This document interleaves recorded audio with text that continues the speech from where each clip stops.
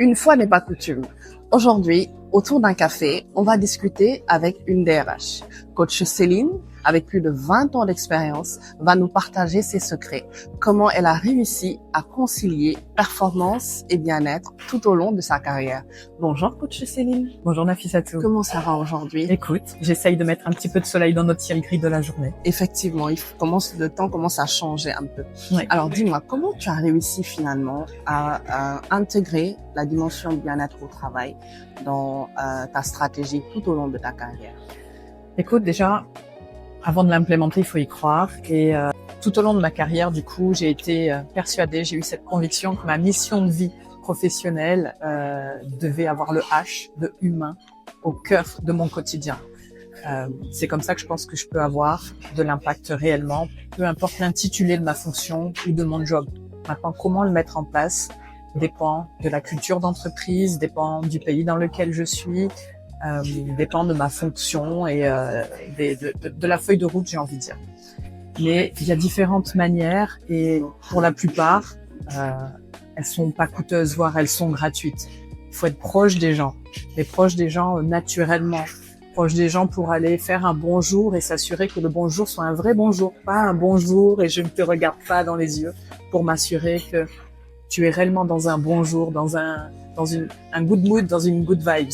M'assurer que si ça va pas finalement et que je le perçois, je puisse faire quelque chose pour ça.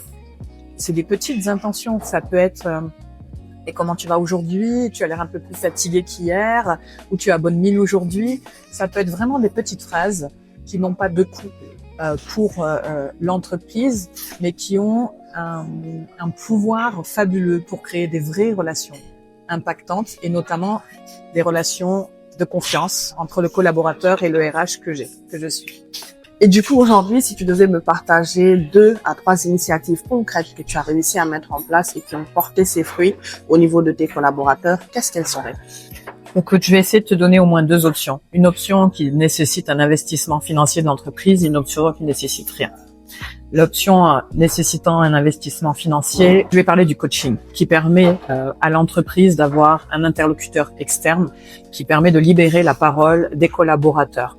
Ça vient être un plus, comme il y a un cadre bienveillant au sein de l'entreprise, afin d'atteindre des objectifs qui sont définis tous ensemble. Et le bien-être au travail impulse la réussite de la feuille de route globale du collaborateur, de l'équipe, de l'entreprise. Une option mise en place et qui coûte absolument rien, c'est prendre un café, comme nous sommes en train de le prendre, avec des collaborateurs de tout niveau, de tout poste, et de ce petit moment de détente, essayer de prendre la température, voir qu'est-ce qui va pas, tout simplement en fait. Voilà. Alors, et finalement, avec tout ce que tu as réussi à mettre en place, quels sont les retours qui t'ont le plus marqué tout au long de ta carrière venant des collaborateurs? Alors, les retours qui m'ont le plus marqué, je vais aller sur un point principal, c'était que j'ai la capacité à traduire des points, des concepts qui semblent difficiles peut-être pour beaucoup, en des mots simples. Donc à démêler les nœuds, à démêler la pelote de laine et à permettre justement à ce que chacun s'approprie les outils pour démêler les pelotes de laine, ce qui apporte vraiment un grand changement autant dans la communication intercollègue, équipe, conduite du changement, transformation des entreprises, tout ce système-là. Super, Coach Céline, c'est vraiment intéressant. Et si aujourd'hui on devait retenir un seul conseil que tu pourrais donner aux managers qui hésitent à investir dans le bien-être des collaborateurs, quel serait-il? Je dirais que tout un chacun, eux, moi, toi, à un moment de notre carrière, on a vécu un moment pour lequel on aurait bien voulu avoir une oreille tendue, une main tendue, quelqu'un qui pense réellement à notre bien-être. Et aujourd'hui, j'ai envie de leur faire réfléchir à cette situation et qu'ils permettent dans leur rôle de manager de penser au bien-être de leurs collaborateurs, de tendre cette main vers eux, s'ils savent pas le faire directement, de penser à des structures qui savent le faire, dont c'est le métier. Super, Coach Céline. Et pour terminer, que penses-tu d'une initiative, celle qu'on porte au niveau de Lululemon, pour mettre en lumière les actions qui t'ont porté à ce niveau de succès durant toute ta carrière, mais également donner la voix aux collaborateurs pour élire et créer une émulation positive, le meilleur manager, la meilleure entreprise en matière de bien-être au travail.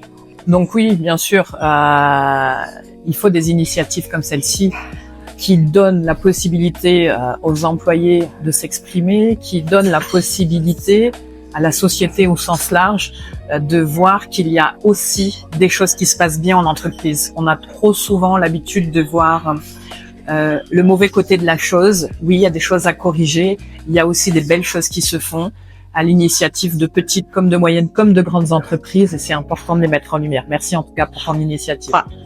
Merci coach Céline de nous avoir accordé cet entretien. Comme on vous l'avait dit, nous allons vous révéler afin que vous vous inspiriez et transformez. Des managers humains, il en existe. Elles ont posé les bases de stratégies qui ont accompagné tout au long de leur carrière leur vision du bien-être au travail. Comme vous venez de le voir, c'est pas des choses qu'on a inventées, c'est un partage de manière authentique.